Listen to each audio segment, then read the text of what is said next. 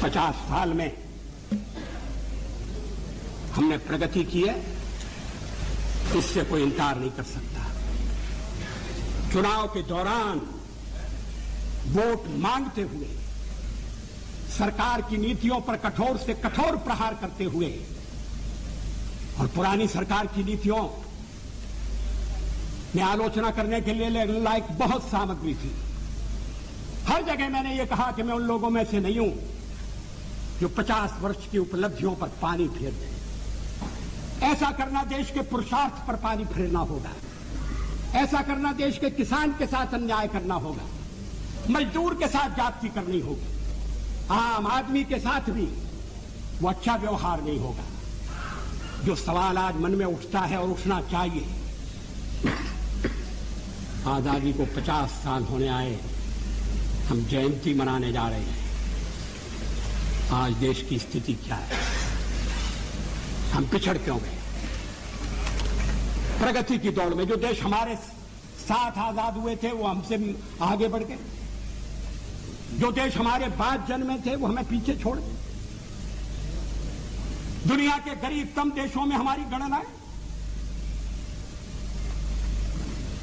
20% से ज्यादा लोग गरीबी की रेखा के नीचे।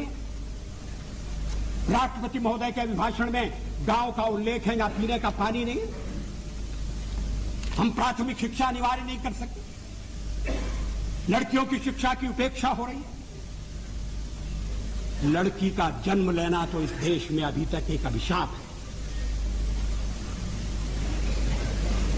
क्या सरकारी कदम उठाकर समाज में जागृति पैदा करके, क्या सब लोगों को जुटाकर, ये तो ऐसा काम है जिसमें कोई दलबंदी के लिए स्थान नहीं। हम देश का नक्शा नहीं बदल सकते थे। देश में साधनों की कमी नहीं है, और साधनों की अगर कमी है तो उसको ठीक ढंग से प्राप्त किया जा सकता है, साधन बढ़ाए भी जा सकते हैं। लेकिन जो साधन हैं उनका ठीक उपयोग नहीं हो रहा। जनता के ऊपर टैक्स लगाकर जो धन इकट्ठा किया जाता है उसका लाभ जनता तक नहीं पहुंचता, आम आदमी तक नहीं पहुंचता। कहां जाता है? किसकी जेब भरी जाती है? किसकी तिजोरी में वो रकम जाती है? विदेशी बैंकों में धन जाने का सिलसिला अभी तक क्यों कायम है? उसको रोकने के लिए क्या कदम उठाएंगे?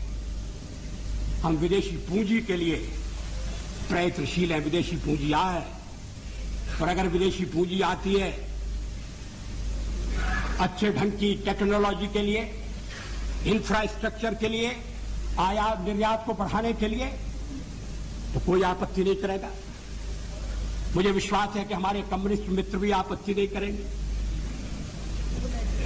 लेकिन क्या देश के भीतरी साधनों का अधिकतम उपयोग हो रहा है? क्या यह सच नहीं है कि भ्रष्टाचार एक राष्ट्रीय रोग बन गया है? मुझे याद है स्वर्गीय राजीव गांधी ने एक भाषण में कहा था कि मैं दिल्ली से 1 रुपया भेजता हूं, मगर जहां रुपया भेजता हूं वहां पहुंचते पहुंचते 19 पैसे रह जाते हैं। मैंने उनसे कहा कि ये चमत्कार कैसे होता है? भास्कर कहने लगे कि जब रुपया चलता है तो घिसता है। रुपया घिसता है, हाथ में लगता है, जेब में जाता है, छोटा हो रहा है। रुपए को पहचानना मुश्किल है। रुपया अंतर्ध्यान हो सकता है। ये देश के सिक्के की स्थिति अच्छी नहीं है। एक तो सरकारी खर्चा बढ़ गया, बढ़ता जा रहा है। उसको बिना कम किए, और कम करने के लिए आम सहमति चाहिए, सर्वदलीय सहयोग चाहिए। कोई एक दल ये काम नहीं कर सकता। हाँ, हमारे पुराने प्रधानमंत्री नरसिंह राव जी अगर अपने को स्थिर करने के बाद इस दिशा में थोड़ा प्रयत्न करते तो सफल होते, लेकिन वो कुछ ऐसे कामों में उलझे रहे कि ये समस्याएं ध्यान नहीं खींच सकी। बार बार इस चर्चा में इस पर जनाए सुनाई दिया है कि वाजपेयी तो अच्छा है मगर पार्टी ठीक है।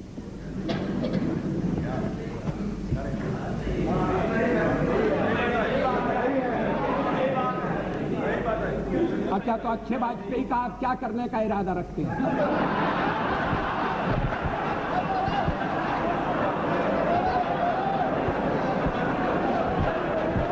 लेकिन पार्टी तोड़कर सत्ता के लिए नया गठबंधन करके अगर सत्ता हाथ में आती है तो मैं ऐसी सत्ता को चिमटे से भी छूना पसंद नहीं करता। एक एक व्यक्ति की पार्टी और वो हमारे साथ हमारे खिलाफ जमघट करके और हमें हटाने का प्रयास कर रहे हैं। उन्हें प्रयास करने का पूरा अधिकार है, मगर है वो एक व्यक्ति की पार्टी। एकला चलो रे, और चलो एकला अपने चुनाव क्षेत्र से और दिल्ली में आकर हो जाओ इकट्ठे रे। किस लिए इकट्ठे हो जाओ? देश के भले के लिए। स्वागत है, हम भी अपने ढंग से देश की सेवा कर रहे हैं।